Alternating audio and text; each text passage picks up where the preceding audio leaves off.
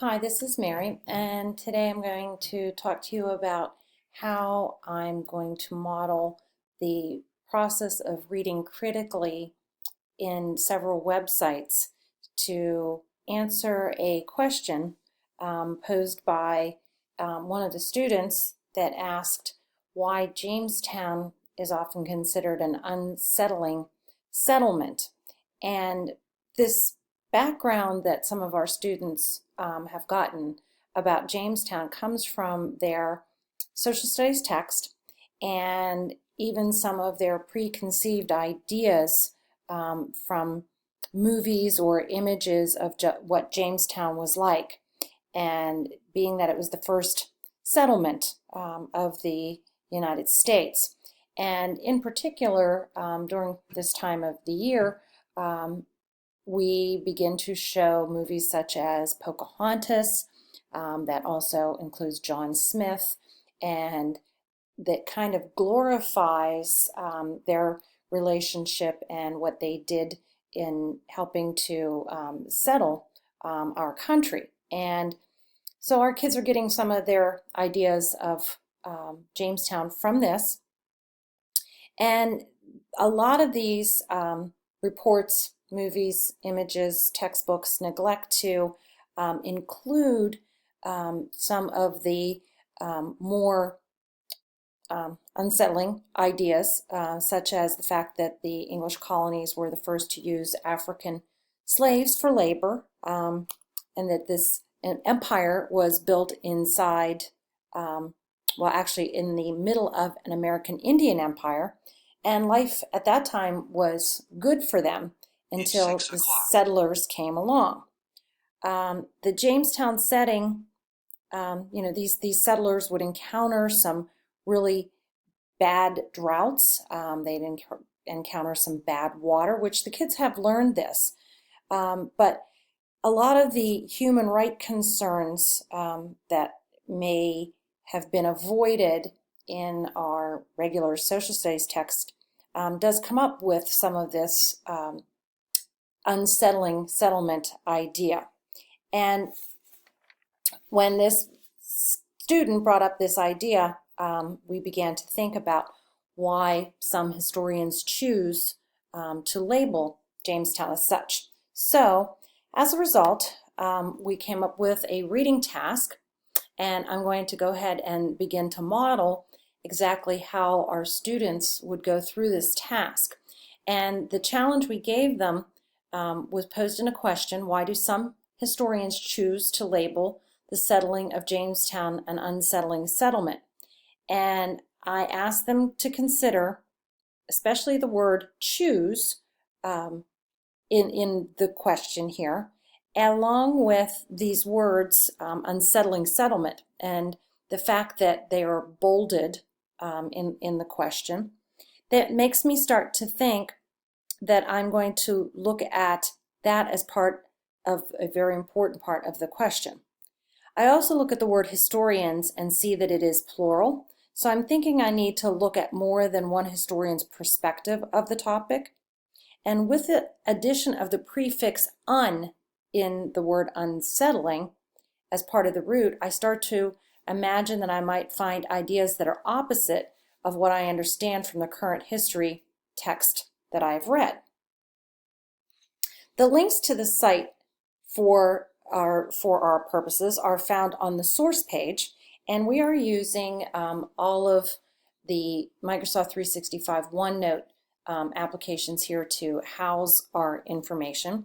So we've created a source page here that will help me to develop an idea of why some historians might have an opposing view of the settlement of Jamestown. And they're already added here for me in the OneNote notebook.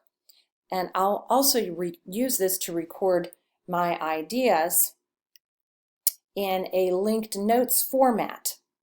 And this OneNote has this format template for me to use as I read, and I need to be sure to think about what it is asking me to find as I read. It's asking me for the URL, source, context, purpose of the article, a supporting quote, and my short interpretation of the article.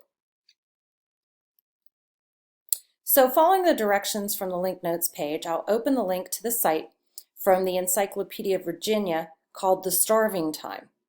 The word starving in the title already gives me an idea that the people may have had trouble getting food.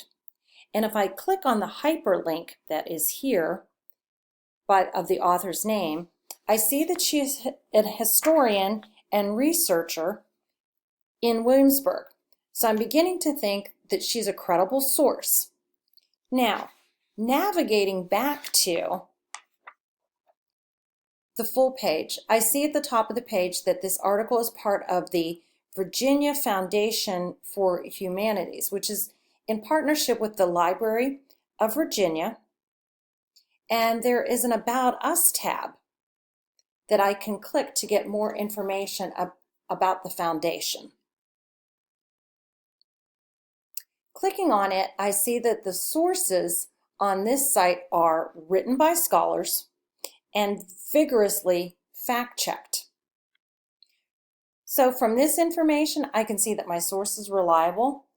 So I'll also skim down and see that the site began with an endowment in 2001. I know from what we've discussed in class that the archaeological excavation of Jamestown started in 1996. In that time, quite a bit of new information was revealed and the true nature of the settlement. So this site was created in the context of telling the stories of what was discovered through those digs. So now that I see that my source is a good one to use and I understand better the context of the site's creation, I'm going to begin adding my information to my linked notes page, which I've brought up beside.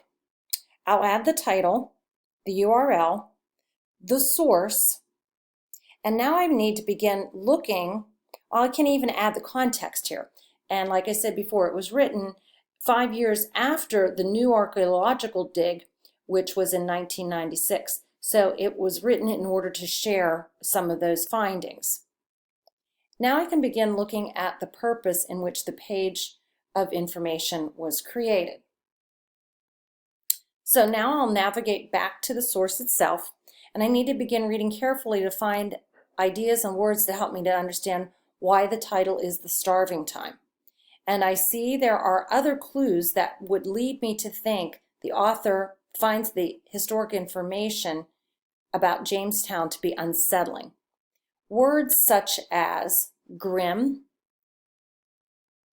alarming rates, lay siege, and provoke famine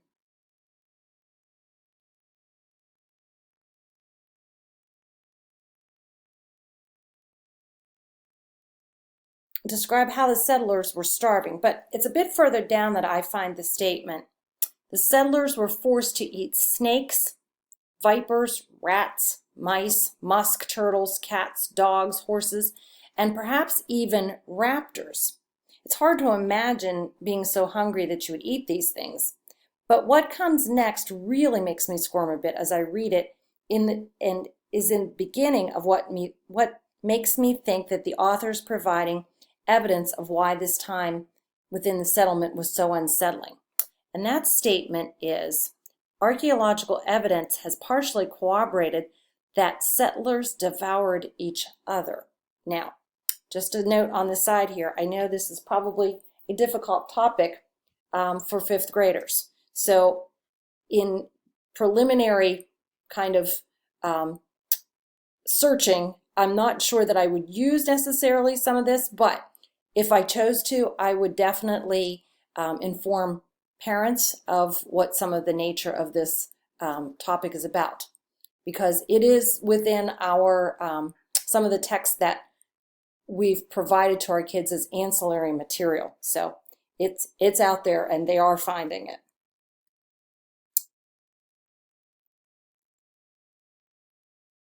So I'm beginning to put more ideas together about why this author wrote and titled this article as such, and it gives me more information that I can put into my link notes template. I certainly have a supporting quote to add that shows an unsettling idea, And this quote, along with the other evidence found in the archaeological dig, makes me begin to believe the author's purpose is to set the record straight about how truly difficult this time was for the first settlers. I know I found much of this information just within the first section of this article, and I'm sure there is more within the rest of the text, within its hyperlinks, pictures, and embedded audio that could help me to guide to a realization of why this time was unsettling. The other links given can be used to compare and contrast the other authors' perspectives. And next, I'll ask that you explore another of these and share your ideas in the way that I did, using the link notes format, which will be added to our Class 1 note. I know I've just touched upon why this was unsettling for the English colonists, but consider the unsettled nature of Jamestown and its implication on the Native Americans.